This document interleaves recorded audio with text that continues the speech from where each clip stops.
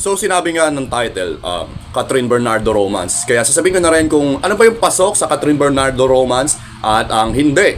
Pasok dito ang dalawa lang na collaboration niya kay Alden Richards sa oras ng nire-record kong video na to, which is yung Hello Love Goodbye at Again. Karamihan ng mga collaboration niya kay Daniel Padilla ay nandito. Sinabi kong karamihan dahil meron silang collaboration na hindi romance yung tema. Ang tinutukoy ko rito ay ang pagpagsyam na buhay. May mga romance nga na nangyari doon, pero hindi naman yun main focus sa kanilang relasyon. At ang A Very Good Girl ay excluded talaga sa listahan. Wala siyang ka-love team doon. Hindi ko nga naalala kung may lalaki ron eh. Kaya in total, meron tayong 9 na entries dito sa ranking na to. Qualified nga rito ang 24/7 in Love at Must Be Love, ang dalawang hindi sumikat sa box office. She's Dating the Gangster, Crazy Beautiful You, Barcelona, A Love Untold, Can't Help Falling in Love, The House of Us, Hello Love Goodbye, and Hello Love Again. At without further ado, simulan na natin ang ranking mula sa aking least favorite Catherine Bernardo Romance na pelikula. Number 9, Can't Help Falling in Love. Nagsiselos ka ba, Gam? No? Kwento pa lang, pinapakulo na ito yung dugo ko. Siguro sang-ayon rin naman kayo kung, alam nyo na, matino kayo. Essentially, sinundan natin si Catherine dito at ginampanan niya si Gab na na-engage sa kanyang matagal ng boyfriend na si Jason, na ginampanan ni Mateo Guadachili. At una pa lang pinapakita na sa mata ni Gab na hesitant siya. Pinapakita yung parang pinaka-bias ng pelikulang ito sa kung ano bang gusto nilang gawin sa love team na to. Doon sa biglaang pangyayari, aksidente siyang nakasal sa isang hindi kakilala na si Dos na ginampanan ni Daniel. At dito kita muna na all in si Daniel. At ang nakakainis dito ay pilit siya ng pilit dahil may sakit siya. Pinakita yung parang twist sa bandang huli para siguro tawag dito magkaroon ng makamural yung pinaggagawa nilang essentially cheating sa fiancé ni Gab. Isa pang nakakainis dito yung excuse ni Gab sa ginagawa niyang kalokohan sa fiancé niya ay ano ngayon kung controlling siya. Kasi tayo ditong tinatawag na conversation kung paano ma-resolve ang lahat. Dapat ginawa na lang yon, pero gusto na lang i-romanticize yung cheating eh. Paano kasi yung sino napunta sa sitwasyon na to ay yung sikat na love team.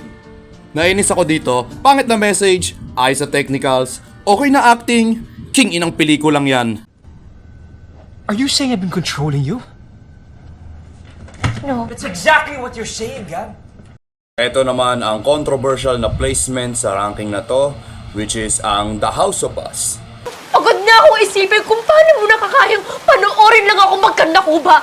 Makakuha lang ng pambayad sa Ito ay isang attempt ng Katniel na gumawa ng mature na kwento dahil medyo adult na yung mga ginampanan nila dito. Di kumpara ng mga nauna, mga teenagers pa lang sila na nagkakaroon ng developan.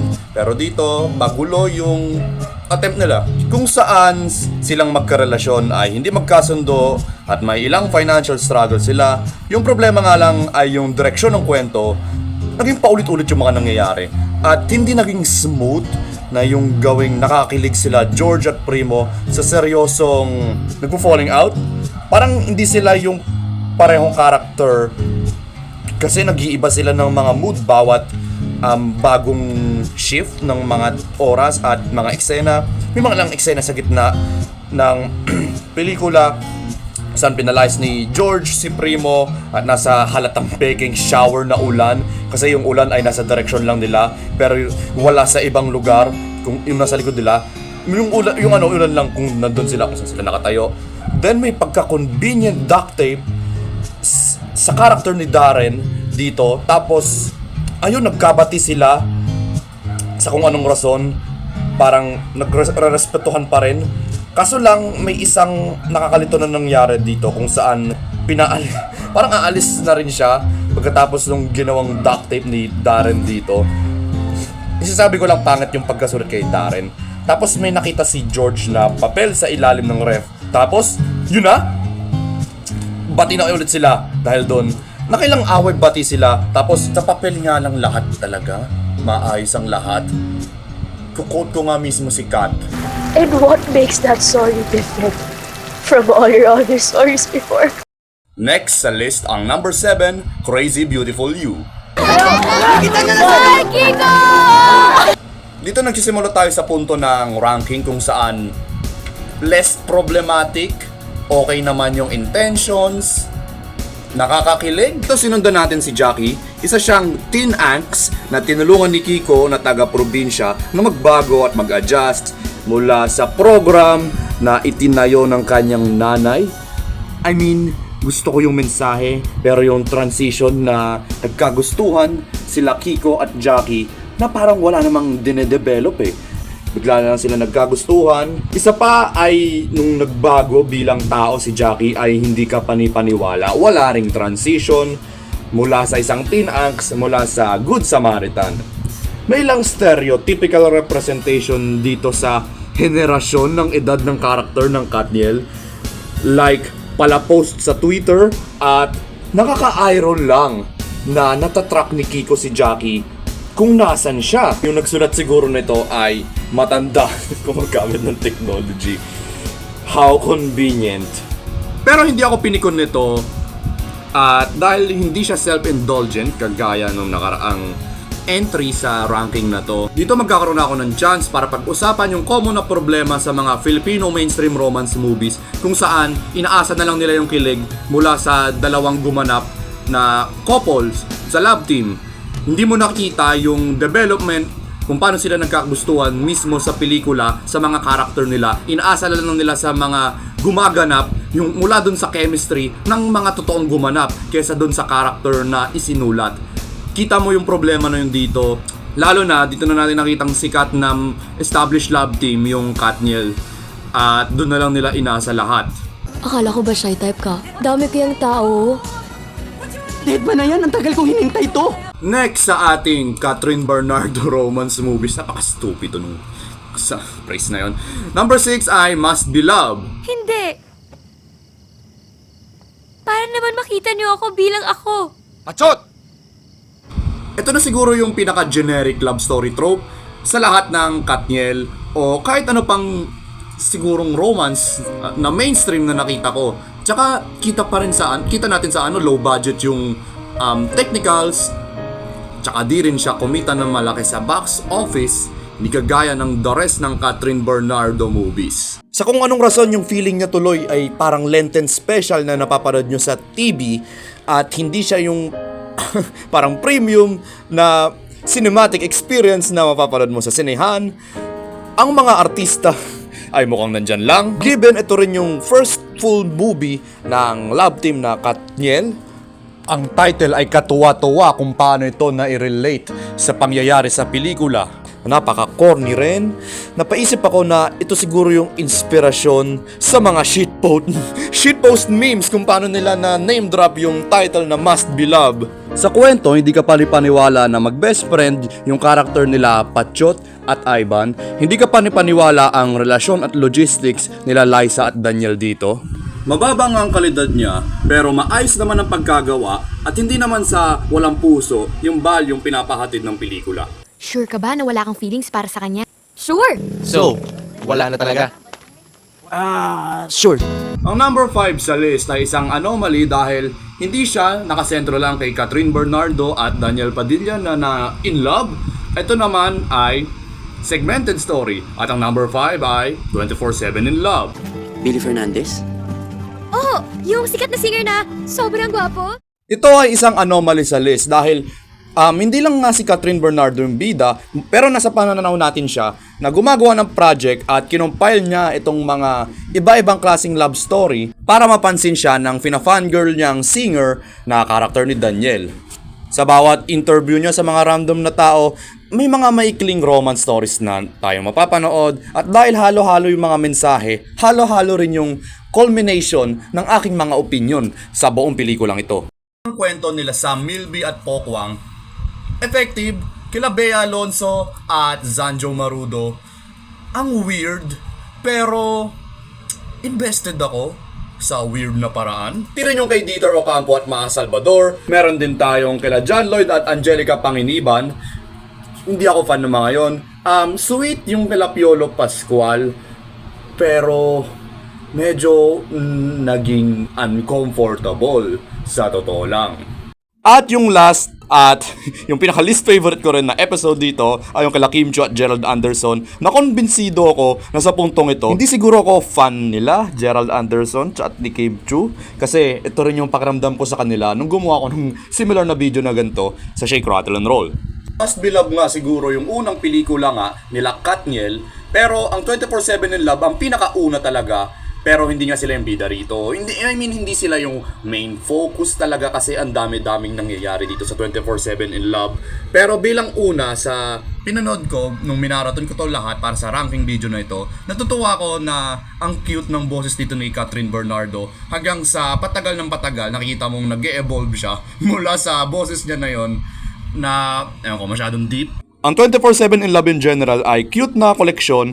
Wala na akong mayrereklamo maliban sa ilang espeto sa bawat individual na kwento. Magsunto ko na lang tayo? Ano, laban ka sa akin? Ano? Sadali! Ano, sunto ka tayo! Next sa list ay familiar siguro sa inyo, siguro nabalitaan nyo na lumabas to, which is ang sequel sa Hello, Love, Goodbye, ang Again. Hindi naman siguro masamang humingi ng isa pang chance. I'm sorry, but I don't give second chances.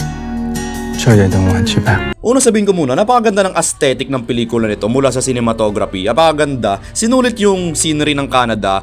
Kumpara natin nung lumipad yung mga nakaraang karakter ni Catherine sa Amsterdam, dun sa Barcelona, at saka sa Hong Kong. Parang wala lang. Pero dito, kitang-kita mo yung ganda ng Canada. Sinulit talaga nila. Ito yung una sa dalawang saga kung saan kapartner naman dito ni Catherine Bernardo si Alden Richards, kung saan OFW sila. Pero ako compliment ko na lang siguro yung change kay ng partner niya na si Alden siguro sa Hello, Love, Goodbye part ng ranking na to. Kahit sobrang taas nitong movie na to sa aking ranking, problematic pa rin to at present dito lahat ng mga kinakainisan ko mula sa mga pelikulang na nasa mababa ng ranking ko na to na nagbe-blend in mismo sa pinaka-direksyon ng pelikula.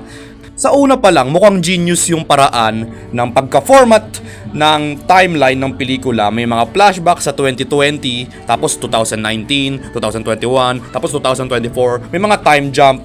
Pero nung nalaman mo kung saan pala ito mapupunta, maiinis ka talaga. Isa pa yung tono. Drama ba to? Mas bet ko kung drama talaga ito kesa romance na kita mo halatang pinilit sa huli. Nung pinanood ko to sa sinehan, yung katabi ko ay sinabing tanga. Nung dumating yung eksena kung ano yung tinutukoy ko rito, at saka sang-ayon ako sa'yo. Hanggang ngayon, kasi 3 beses ko na to pinanood eh. At hindi pa rin nagbabago yung isip ko doon, kumukulo pa rin yung dugo ko. Pero parang yung kulo nun parang medyo naintindihan ko, pero naiinis pa rin ako. Hindi ko alam kung ano ba talaga dapat yung mararamdaman ko. At yung masisisi ko nga lang talaga doon, yung pinaka-direksyon ng pelikula. Pag-usapan naman natin yung na-appreciate ko sa mga parte ng palabas na to. Yung struggles ng OFW ay mas malala kesa ng part 1. At yung mga panganib na yun sa tingin ko ay importante para sa isang palabas para ma-invested naman yung audience nyo. At yung acting naman dito sa lahat ay yung pinakamagaling. Kung hindi mas nag-improve, kagaya ni Catherine Bernardo. Si Joros Gamboa, mas maraming sinag siya rito. Si Alden, okay lang. Anomaly yung presence niya dahil parang walang nagbago sa kanyang acting style sa last movie. Pero in terms of character, may nagbago kumpara dun sa nakaraan niyang pagganap ng Ethan Del Rosario. Gaya ng sinabi ko, ang dami-dami yung tono na mayroon dito. Mas gusto ko siguro kung mas pumili sila ng kung anong daan ba, yung kung ano bang direksyon, like yung romance ba, yung struggles ba ng OFW, or gawin nilang mas purong romantic comedy. Isa rito yung pagkalagay ng karakter ni Jenica Garcia na si Baby. Purpose niya dito ay parang gumawa ng love triangle pero may pagka-comedy. Pero yung problema, naging isa siyang seryosong conflict sa huli. Tapos bigla siyang nawala. Ano nangyari doon? Pero may pass ka sa akin, isa kang exception, Joros Gamboa, nakakatawa ka. At saka may lugar yung pagka-comedy mo rito. Stop looking. Stop from the... Ayun ay nasa top 3 kong favorite Catherine Bernardo romance movies. ito siguro yung sasalang ko rin palagi kung meron akong significant other, kung sino-sino pa sigurong babaeng dadalhin ko siguro. Ito yung lagi kong isasalang. Ganun ko ka gusto tong mga tatlong pelikula na to. At sa number 3, abroad ulit tayo, Barcelona, A Love Untold. Gusto mo lang talagang halikan kita eh. Baka ikaw ang gusto magpaki sa akin, Mia. Ito yung pinaka-appreciate kong effort sa pagiging diretsong seryosong drama. Wala silang siniksik na comedy, corny na comedy. Wala silang dinagdag na tatlong magkakaibang tono na nagresulta sa isang magulong palabas. Hindi, isang purong heart-aching romantic drama tungkol sa paghiling ng kanya-kanyang problema ng ating bida na sila Mia at Ellie, pinagbidahan ng Katniel muli. Dalawa lang sa mga aspetong dito hindi ko nagustuhan ay yung dating namatay na karelasyon ni Ellie na si Celine. Parang weird lang sa isang seryosong drama na ito. Hindi naman sa yung konsepto na may ex na namatay si Ellie ay hindi kinakailangan. Pero weird lang nakabuka ni Catherine Bernardo yung Celine. Para rin gumawa sila ng mystery at investment siguro para sa mga manonood. Kung ano ba yon. Pero hindi lang ako believe na kamukha niya si Catherine. Parang hindi lang kapanipaniwala. Isa pang problema dito yung ang haba nung palabas na to. May mga ilang taba dito na pwedeng putulin at yung ending pilit. Hindi natural. I mean, hindi naman na napikon ako or parang problematic pero mas gaganda pa siguro yung ending. Ito ay isang solid na Katniel romance.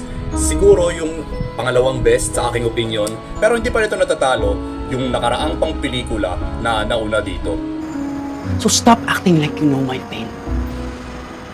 At sa number 2, ang favorite ko sa lahat ng collaboration ni Daniel Padilla at Catherine Bernardo, by process of elimination, alam nyo na, she's dating the gangster. Tabi na! Gangster! Kung alam nyo yung mga nirereklamo ko ay, pag maraming tono, minsan hindi nagiging maganda yung pagka-culmination sa pinakakwento. Dito, sa kung anong rason, nagustuhan ko yung pagka-blend ng exaggerated, OA, corny as heck na depiction ng mga gangster na nasa tono ng mga Wattpad. Kasi nga, hango nga ito sa Wattpad na libro at saka ng drama. May tamang balanse kung paano sila nag-depict ng nerd na exaggerated, gangster na exaggerated nila Athena ni Catherine Bernardo at Kenji ni Daniel Padilla. Kung paano ako nito nakuha ay ayun nga, yung development, kung ano yung naglalak sa mga karamihan ng mga inirereklamo ko sa mga di ko nagustuhang mga pelikula sa romance. Meron siya rito. Kaya nagkakaroon ako ng pakialam, nagkakaroon ako ng investment sa mga characters na to. Pati yung drama, isa siyang icing sa cake na yon. Kasi kung paano nila nilagay yung drama dito ay may umuubos sa oras na sa tingin ko isang magandang emotional investment. Ito yung element kung saan may sakit sa puso yung character ni Catherine na si Athena. Kaya umuugat ka talaga. Kasi nauubos yung oras, limitado na lahat. Matatapos na lahat ng mga pag-ibigan na to. Pero nasa past lang yon. Dahil sa present timeline, sila Athena at Kenji ay may kanya-kanya silang pamilya. Pero yung kamag-anak nila ay ginagawa ang kanilang goal na magkita sila ulit. At meron na naman isa pang emotional investment dito, which is posibleng patay na si Kenji. At yung anak niya ay hinahanap siya, pati rin yung kamag-anak ni Athena na hinahanap din siya para matuloy yung nabitin nilang love story. Sa huli, ang cute niya. Nasa tamang daan yung pagka-corny nila dito at saka nasa tamang daan din yung pagka-drama nila rito. Ito yung best na naging collaboration nila Catherine at Daniel sa aking opinion. Kenji, hindi yun! Hindi ganon! Kenji, hindi mo ba talaga naiintindihan? Ang ano? Yung totoo! Na ano? Gusto ko nang itigil to kasi nagiging totoo na! Totoong ano? Totoong nagugustuhan na kita! At sa number 1, alam nyo na to, by process of elimination, kung isa kang malaking Catherine Bernardo fan, siguro hindi naman siguro sa Katniel fan, ang nag-iisa na lang natitira, hello, love, goodbye. Pag ayoko yung babae, tapos pagkatapos namin mag-sex, kailangan sabihan ko agad ng I love you. Para matakot at lumayo. I love you. Kaso gusto kita eh. So sorry, I don't love you. Itong movie na ito sa tingin ko ay reboot, second chance, na paraan para kay Catherine Bernardo na bigyan ng bagong on-screen partner kay Alden Richards at sinamantala nila lahat ng opportunity para itama lahat ng mga nirereklamo ko sa mga nakaraang pelikula ni Catherine Bernardo. Isa rito ay yung natural nating pagka-development sa pagka-on-screen chemistry nila Alden Richards at Catherine Bernardo, pati na rin sa karakter nila bilang Joy at Ethan. Dahil kung maging totoo lang tayo, yung chemistry ng Catherine Bernardo at Daniel Padilla tandem, nagkukulang sila sa development. Inaasa na lang nila ng pagka-establish love team nila at kinukulangan sila ng development. Pero dito naman, naniniwala ka na strangers talaga sila na nagkakaroon ng development sa isa't isa. At kitang-kita mo talaga yon sa buong runtime ng pelikula. Hindi ka dinaya dahil ito pa lang, unang collaboration pa lang nila dito, wala ka pang nakitang chemistry nung una. Binibuild up pa lang yung pagkabilib mo sa kanilang dalawa. Gusto ko din na iisa lang yung primary goal ng kwento na nandito. Na OFWs lang sila na nag-i-struggle sa isang foreign na bansa at yung romance ay sideline lang talaga. Pero natural yung pagkadagdag ng romance talaga dito kahit sideline lang. Kaya sa bandang huli, hindi sila nagkatuluyan, which nagustuhan ko kasi hindi to naging contradictory sa pinaka-primary goal. Pero hindi naman ibig sabihin na unnecessary yung romance kung ganun. Kasi yung pagka-OFW struggles dito sa bandang huli, nagkaroon naman sila ng tigi-tigisa sa kanilang pagbabago, mga pathos. Si Joy ay practical pero natutunan niya rin na magmahal, habang si Ethan naman ay mapagmahal pero natutunan niya naman na maging practical. Ito ang pinaka-the best Catherine Bernardo romance sa aking opinion. Nagpapakita ito ng realistic struggles, realistic consequences na pag nagmamahal ka. Malalim siya at personal ang kwento. In general, mature. Anong binibigay ko is not enough to make you stay? Ginawa mo yun para pilitin akong piliin ka? Kung mahal mo ako, bakit hindi ako ang piliin mo, Joy? Kung mahal mo ako, bakit pinapapili mo ako? Ayun ang aking ranking ng Catherine Bernardo romance movies. I-rundown natin ng isa-isa ang aking ranking muli. Ang number 9 ay Can't Help Falling in Love. Ang number 8 ay The House of Us. Sa number 7, Crazy Beautiful You. Number 6 ay Must Be Love. Number 5 ay 24/7 in Love. Number 4, Hello Love Again. Number 3, Barcelona, A Love Untold. Number 2, ang favorite ko sa lahat ng Katniel tandem, She's Dating the Gangster. At sa number 1, ang favorite ko sa buong mga pelikula ni Catherine Bernardo at saka yung tandem niya kay Alden Richards sa lahat ay Hello Love Goodbye. Ito ang ranking ko sa lahat ng Catherine Bernardo romance movies. Sang-ayon ba kayo? Or sa tingin nyo, meron bang pelikulang masyadong mataas or masyadong mababa? Sigurado naman ako meron dahil opinion ko to at lahat tayo may kanya-kanyang opinion. At hanggang doon na lang ang aking breakdown. Salamat sa panonood at siguraduhin nyo pa mag-subscribe para sa mga ilang pang ranking video kagaya nito, mga ilang honest Pinoy trailers at saka mga ilang individual reviews sa mga babagong Pinoy na pelikula. Hanggang doon na lang tayo. Siguraduhin nyo mag-like. Paalam nyo naman yung ranking nyo sa mga Catherine Bernardo romance movies at ingat!